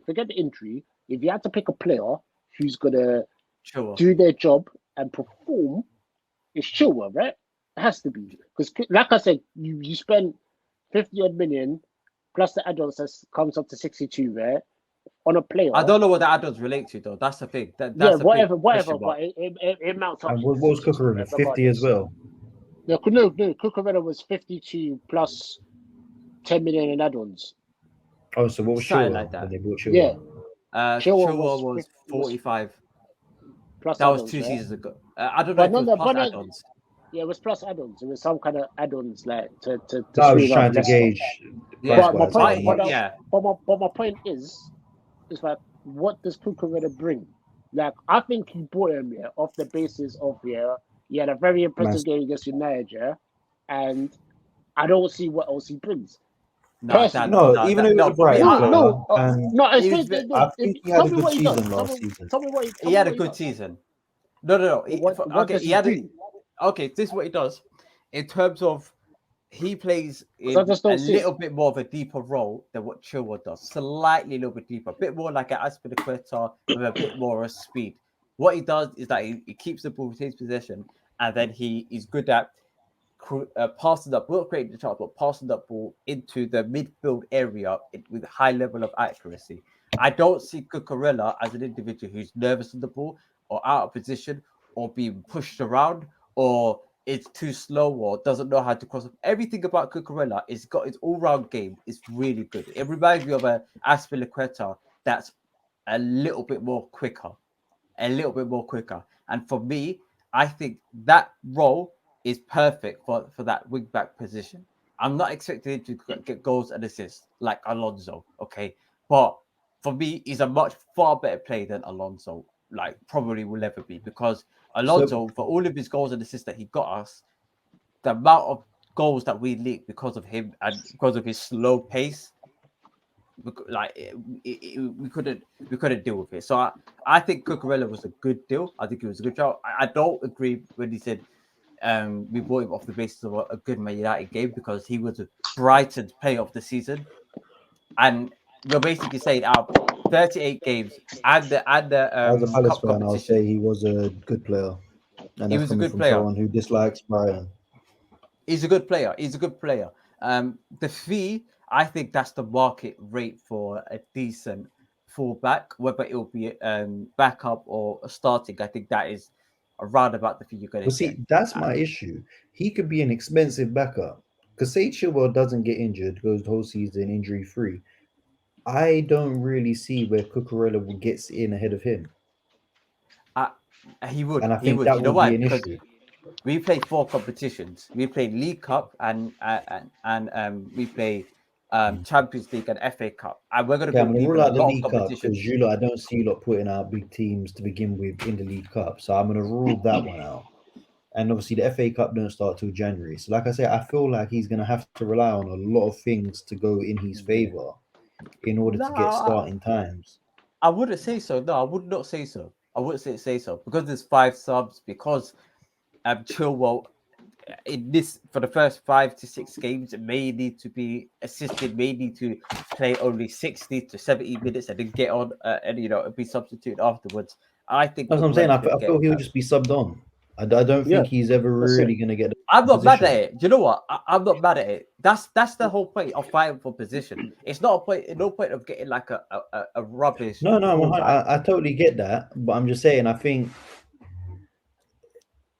I don't feel. I question why you're going to spend 62 million on a player where. Okay, watch this. Man City have just bought. What's the left back? What's the left back they bought from Belgium? What's his name? Is it Sergio Gomez? I think his name is, young left back, right? They spend 12 million euros on a player. He's just as good, and they only spent 12 million euros. You don't know if he's just as good. I've seen the guy when he was playing as younger. He's just as good. Yeah, but like, has he played a lot of games in the Premier League against top level forwards or top level attackers? No. It's, you know what? It's all well and good. I think sometimes we put too much emphasis on. I was just going to say, I think we put a lot of stuff on the Premier League. I do feel the Premier League being best league, I feel that sometimes creates we use that and we have this expectation of a player, and when they don't meet the expectation, it's like, oh, but he's a flop. But he was never playing necessarily that league. So it's like when everyone says like the German league and the French league is a farmers league, you can watch games in there where PSG, even Bayern Munich, have been spun. Like teams might not do it consistently, but it happens. Like, but you know what's so funny. You know what's so funny about those leagues. But I'm not bad at it. I'm not bad at it. Okay, watch this. Watch this. You see, Frankfurt, for instance, right? They just lost to Madrid, but Frankfurt would beat a lot of teams in the Premier League. But yet, you're gonna say it's a farms league. It's mad. Yeah, I never said. Look, for me, not in particular, but I'm just saying in general. Like a lot of people would say. I think a lot of emphasis is put on the Premier League because of its global appeal. Yeah, and I think we overlook at players who don't play in the bigger leags because we're so used to seeing one product. And I do think sometimes that kind of hampers an expectation. It definitely does. Because I look at Haaland, weren't he at Salzburg first? Mate. Yeah, he was at Mulder first. With Oli. And then he went to Salzburg. Yeah. Salzburg was on fire at Salzburg because he had Chan there, and he was decent there. Yeah. The only difference he didn't do, he went Dortmund rather than Leipzig, which is normally the progression from Salzburg to Leipzig, as Sesko just did. Yeah. But ultimately, which is wait, back to before we leave that, Sesko. That's criminal, that they're gonna allow, Sesko, to go to Red Bull Leipzig, when we wanna know, they're fucking sister clubs. It's so mad. It's criminal, but it is what it is. Yeah, no, but they do a lot of their business because he didn't Adeyemi do the same thing. Yeah. It's mad. Sister clubs are mad. But for me personally, we see it a lot. Man City do it a lot though. With some of their youngsters, they'll push them to a lot of their clubs, and they have a load of clubs in different things. Oh, they got clubs in Europe. Yeah, they do. They got clubs in Australia. Got the club in Australia, the club in New York. I'm pretty sure they just acquired a Brazilian team just the other day. Yeah, they got Brazilian one in France. Like I say, they have teams. Yeah, but under their umbrella, there's a lot.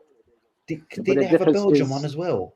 Or was it just a link with the Belgian team? No, they got a Belgian club. Yes. But the difference is, is that if you have to name the clubs here, you can't name the clubs. Whereas with Red Bull, you can clearly see that you can name it because it's all done by Red Bull, the branding. Yeah, right. Because I remember last year there was talks about Red.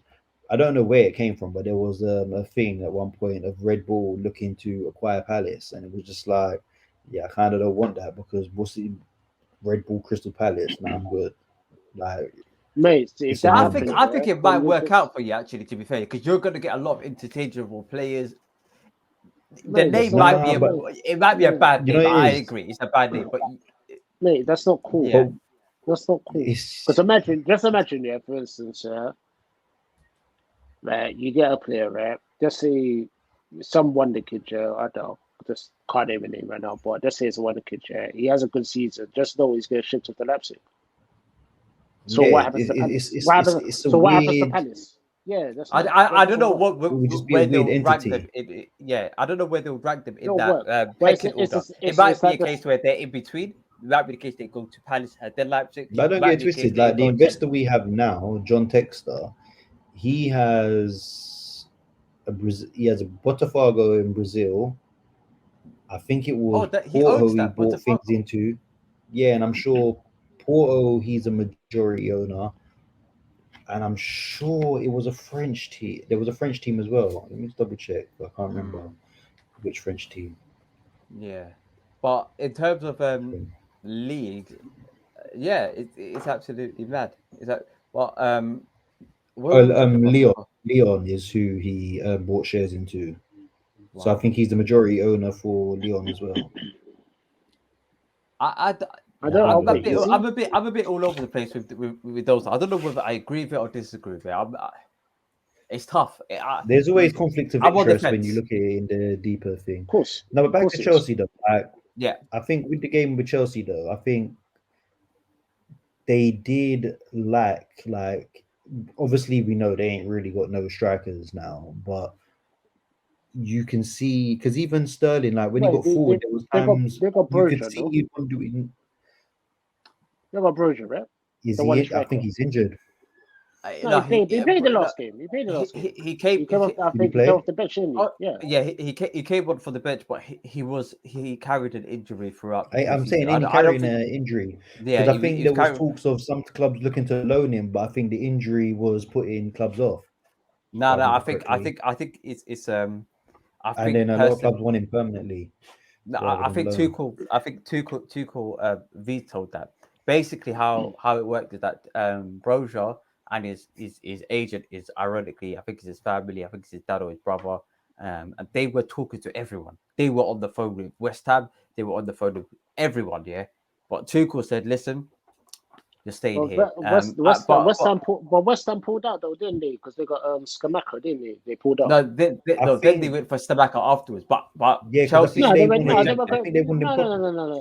they were going for Scamacca and Broja at the same time, and then West Ham wanted Broja permanently, and they wanted Broja, they wanted Broja permanently, and then they went for Scamacca. They got Scamacca, then pulled out the deal. That's what happened. Effectively. But in terms of our attack, I've noticed this as well. Yeah, in the Everton game, because the Everton game is that they were, by the time we got to their half, or by the time we got to their box, it was about 10 man in the box, like 8 man in the box. You got Yerry Mina and these man there. They're just kicking lumps out of players. Big bad thing. These men were playing settings. They were playing past settings. However, the biggest problem in that game in our attack wasn't necessarily our attackers. It was Jorginho. And what I've noticed is that Jorginho was taking 4, 5, 6 touches. He takes the extra touch. He does it all the time. It's nothing new though. Not what G's saying. No, I wouldn't. De Jong, yes. Do you really want a Aubameyang? He's coming. I want personally. Mate, this he is comes the back to thing. London. Come on, Look, you don't want that, man. Okay, let me give you. In terms of my opinion, okay. I think Aubameyang would be good though under Tuchel. Yeah.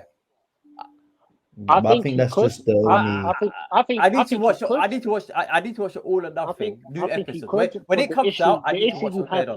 The issue you have is that Aubameyang, when he was in London the first time, 1, he went missing. 2, he was partying. You know, he made it all kinds of excuses as to why he couldn't come to training and he was late and all the rest of it. Do you really want to take that risk of him being back in London? Some people are just not made for London life, you know.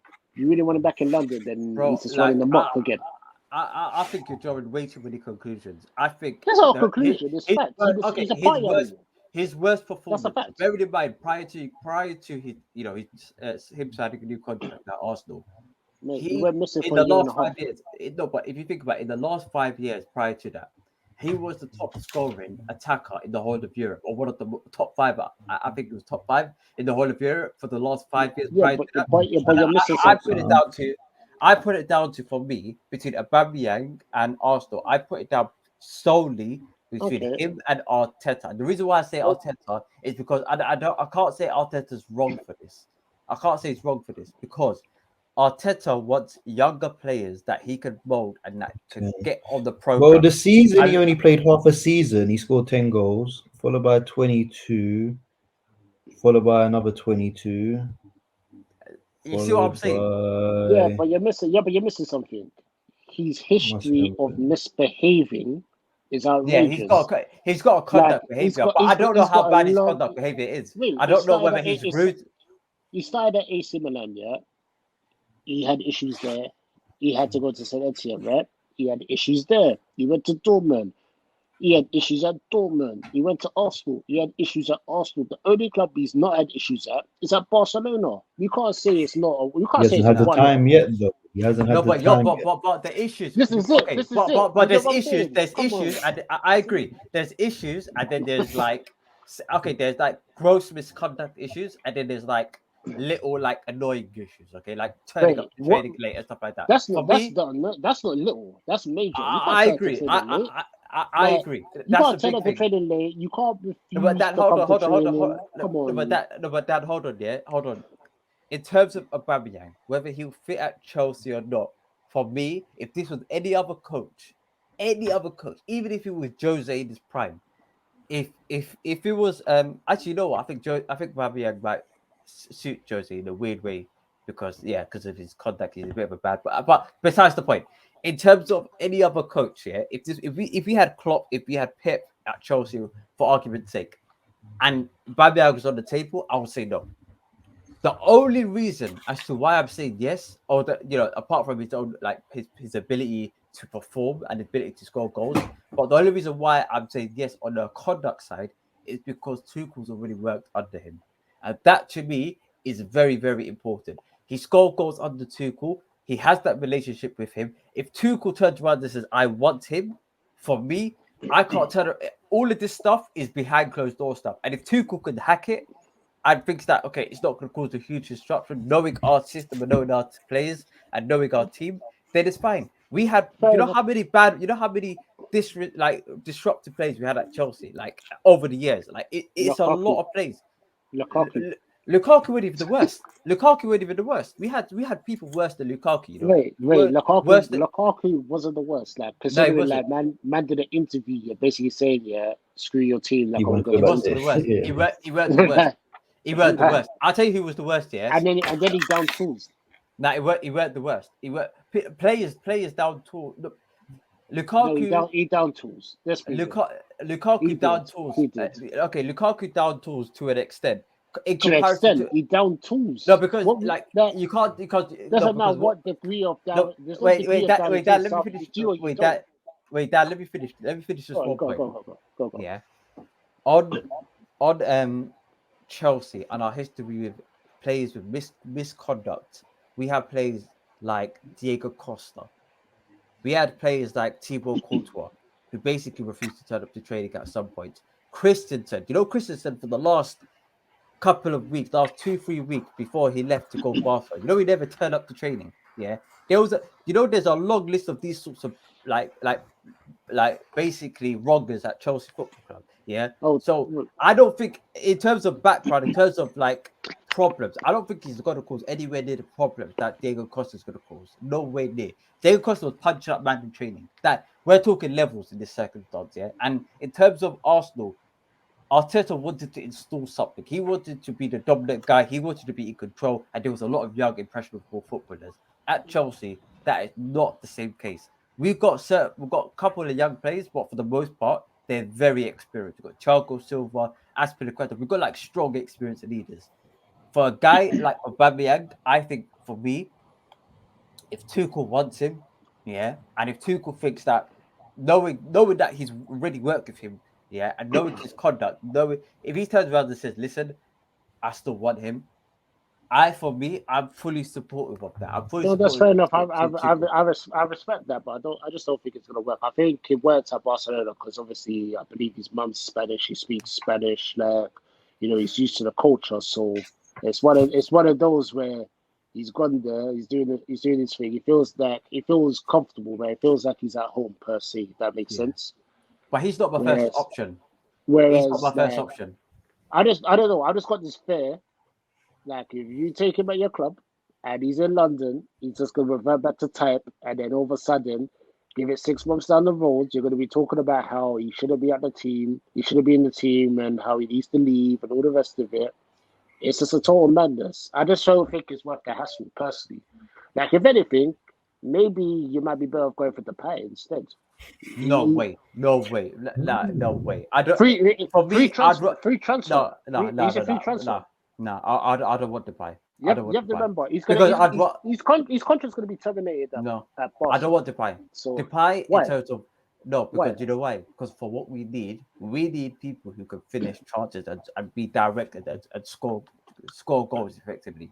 Right. Aubameyang is one of them. Zaha's one of them. And who else? Ronaldo. Like these sorts of players are the days. Wait. You said a few weeks ago you want a fluid attack, yeah? Out of everyone, you just mentioned the most fluid one is Depay. I'd say Depay. Why would you not take it? No, I never said that. Look, for me, you said a few weeks ago on Twitter. I said that Tuchel wanted it. I said that Tuchel wanted it. Okay. Let me confirm. You said Tuchel wanted it, right? So if that's what Tuchel wants, why would you not take Depay? Why would Tuchel not take Depay? I think Depay could be a good signing, personally. No, I'll take him. I'll take him because he's an upgrade of what we have, but he's not. It would split opinions. If I had an opportunity to take Depay, I would take him. I'll tell you why. Depay will score goals. I'm telling you that for now. He will score goals. I think he was under the wrong manager at United. No, I don't even think he was under the wrong manager. Who is he under? He was under Van Gaal. I think he was just too young at the time. Like, obviously, he came, 21, 22, whatever it was at the time. Like, he was young. Like, obviously. I don't want him, man. It's one of those where... I want someone who's not potent. I want somebody who is, for the next one season or next short term, can bang in goals. Then we can look for long-term replacements afterwards. But for me right now, my primary target, like if it was... Okay, my primary targets are not really Tuchel's ones. Well, we're a bit more like... I want Zaha and De Jong as a definite. Same as Tuchel. I think those two players would improve us massively. Yeah. You're not gonna get Zaha. Why not? I just don't think you will. I don't mind if they do. If we get Callum come in the opposite direction, that's calm. Tuchel wants to get rid of Callum anyway. So I think we're Wait, But but, then, like I said, I was wait, going to say, I see the stumbling blocks I saw there was his wages. Yeah, I've got a question. Obviously, you lot gave him that mega contract. Why did Chelsea, one, give him the mega contract, two, hold him for hostage, yeah, right, and not let him go to Bayern? Just out of curiosity. Why did you waste that? Why? We didn't. I think it's hostage. No, you can't say because he's there. No, you can't just say because he's there. He's happy. Wait, he's not being played, but he's not happy. Let's be realistic. No, because what you're saying is two separate things. You're not holding him hostage from to go by. Well, you did at the time. Because Bayern bid 3 different occasions, and you rejected. Bayern was smart in their approach, and it backed Chelsea into paying him the bag to make him stay. And I think that was a flaw from Chelsea, because at that point I would have sold him, because I don't think for the longest, I don't think not even necessarily him. I just think Chelsea have this weird thing when it comes to bringing the quality players they have in their academy through. They don't do it properly, and for some reason it don't work. Because look at that Levi, he's gone to Brighton, and I think he's going to be good for Brighton. He's the son. Besides, I know you're gonna name Mount, but who else than Mount? Reece James was embedded in this squad as well. Okay, Reece James Courtois and Christensen were both bought by Chelsea at a very, very young age, and I think that they both turned out well at Chelsea. Yeah, but Bayern, I'm talking about that coming through your academy, as in like they were academy. They were like under 16, like they came through your academy. Like Christensen and Courtois, they didn't come through your academy, did they? That they were bought. I think we're at a different stage. I think compared to a lot of if you said to us Pogba, then yeah, because we signed him when he was young, like he came through our academy, and he did go through the academy. Yeah, like I think it's a weird. Like I say, Chelsea for me have the players there. It's like Gay. You lot sold us Gay, and you lot went out and bought a central defender. It makes. I think that's what I don't know. But Chelsea, they will sell some of the position and go out and buy someone for it. In terms of our academy, okay, and in terms of it's not been the strongest for a while, personally, though. Our structure, I agree. We need to improve on it. We need to improve on our academy, but I think it's things roundabout. In terms of our whole academy, for me, I think that it's inevitable through the system that we were doing before with stockpiling a lot of quality young players and sending a lot of young players out on loan. It's almost screwed you over? The changes to the loan system that screwed Chelsea over as well. You used to send at least 50. Yeah, we used to have at least 50 players. We had an academy. We had a mini academy out there in Vitesse that we used to send. Literally, a lot of our players used to just go to Vitesse and used to come back afterwards. Now we're looking at Huddersfield as that option, but the thing is, and I don't think it's necessarily our coaches. I think it was actually down to the board with a lot of our players. We've not actually recruited top level players in the last 5 years. There's been a lot of flops, and in terms of loanees, etc., there's also been a lot of poor decision making in terms of contracts here and etc. So I think for all that Mourinho and Czech did in terms of negotiating and bringing some of the fees down and some of the good work that they were doing in having a very ambitious squad and having their standard high, I think they made so many mistakes that it made sense for Todd to move on. Just I don't know. Like when you say Salah and De Bruyne was at Chelsea. Yeah. But at that time, though, at that time, I was watching the week in, week out. Yeah, Salah, I watched Salah here and there. Salah, you know who Salah looked like? Salah looked like Dan James. That's who he looked like. He looked like Dan James. Yeah, when I was watching him, this guy went out on loan. I think first season in Italy, he didn't really do much.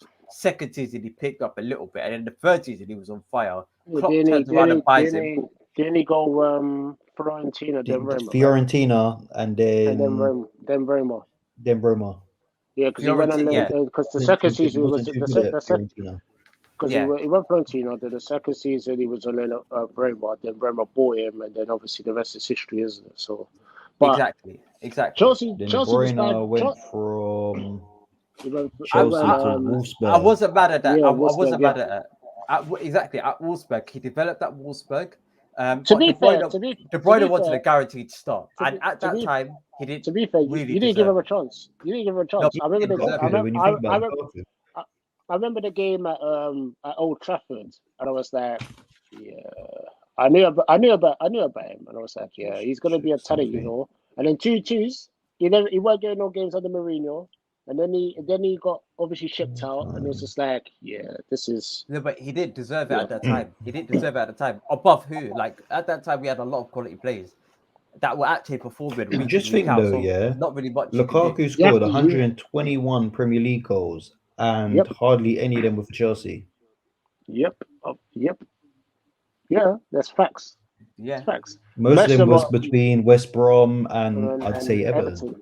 And then Man United and Chelsea probably dipped into the last 30 goals, I'd say, between them. But yeah, it's mad to think that man was a Chelsea guy, and then at United you got nearly 30 Premier League goals at United, no, if not more. No, that's what I'm saying. Between I'm not sure exactly, but that's what I'm saying. Between Chelsea and Man United, they will account for at least 30 of those goals. At least 30, I'd say. But for the most part, out of those 121 goals, at least 80 of them came from Everton and West Brom. Did Lukaku even get 10 Premier League goals last season? I think he finished with like on 8 or something, if I'm not mistaken. Am I going mad? You know. Yeah. And then you're right. The only player to have I don't think he's combined his first and second stint at Chelsea. I don't think he's got more than 15 goals in the league for Chelsea. I don't think he. That's mad. He scored 8 goals in the league. Yeah, there you go. So he's got 8 goals in the league. His first stint, he got 0 goals in the league. So he's only scored 8 league goals for Chelsea. He didn't even play. No, that's that first stint, he didn't. But the point is, he was sold in preseason. For the point, but and then for United, he scored. I'm hoping this is the right season. 12 followed by this season. 12 and 16, so 28 goals. 28 goals. Scored for Man United. And mind you, that considering like people call him a flop. I don't think he was that bad overall when you look at it in the grand scheme of things. I just think it was very easy to draw the flop tag. You know, with this generation, they call everyone a flop. If they don't... everything's by stats, though, isn't it, with this generation? It's mad. No, for Chelsea, it was a flop, man. He scored 17. Then Everton on loan, he scored 15. Then 53. United, 28. And then Chelsea, he's only ever scored 8 goals for Chelsea in the league. Yeah, because he never started. The first time he never started. That just says senior career, so I'm just gonna see if I can get career statistics. Chelsea. He's not actually because remember the first time. No, he's only ever scored 8 goals for Chelsea in the league ever. Because even in his first stint when he played 10 games, he didn't. He played 10 games. Yeah, in his first stint, he scored no goals. 8 in the first season, 2 in the second season. And he played 3 League Cup games. Those 8 goals there. I'm gonna factor in over here now. So Chelsea. So we scored 8 in the league, 3 in National Cup. So I'm guessing that's the FA Cup. None in the League Cup, Carabao, and then he scored 2 in Europe. And then 2 down as other, whatever the hell that means. So in total for Chelsea, in 44 games, he's only ever scored 15 goals. When you look at it like that, it actually doesn't seem that bad. No, wait, no, I'm taking out. That's a lie. That's in that one season. So he's been a flop, man. Right, Chelsea's been a 12, 3, 15. So what's his combined fee at Chelsea? What's his combined fee at Chelsea altogether? The combined fee at Chelsea. Yeah, just for Chelsea. No, the first time 95, and then the first one I'll check for you now because I think it did have it there. I think that's it was mad. very, it was that's very mad small stuff. amount. It was a very small amount the first time. A very 10 small million. amount. 10 million. 10 million. Wasn't it not 10 million plus add-ons, if I'm not mistaken? But anyway, regardless, let's say possibly. Let's say 10 million, yeah. So you paid 105 million over 2 times, yeah. On a striker, you only scored 8 league goals. Do you know how mad that sounds? Yeah, but we made our money back anyway. So it's. do you know what? With Lukaku last season, if anything, 97 million, we made our money back. In the end, we ended up with. How you know why? 59. Because with the 15 goals in 59 games is what he's got in total in his Chelsea career. That's a goal every 4 games. Yeah, that's not great. But in terms of last season, we've recouped that money back through player sales and the acquisition Still of a big hole in the book, though, isn't it? Yeah. Okay, forget the player sales. Just look at that. Obviously, the fact that he's we're not in debt anymore. Our Chelsea Football Club are like no. Like they're not. No, forget the debt. Forget the whole debt thing, because I think sometimes with the debt thing, it looks a bit nuts, because obviously use United as an example. Yeah, the United's in debt, but they're in debt because of the Glazers. They're not in debt because of the football club gets into the madness. Does that make sense? That if someone you get what I'm saying? That 600 million is not because of bad business at United. The 600 million debt is because the Glazers have said, okay, we're gonna put our debt onto you. And cash machine. Yeah, they've got into overdraft and they're just having fun, because they still can spend 100, 200 million every season there, regardless. So this is, you get what I'm saying? It's mad. Yeah, if they wanted to pay back, they'll pay back. Just imagine if there was no debt, how much they could spend. It's so ridiculous.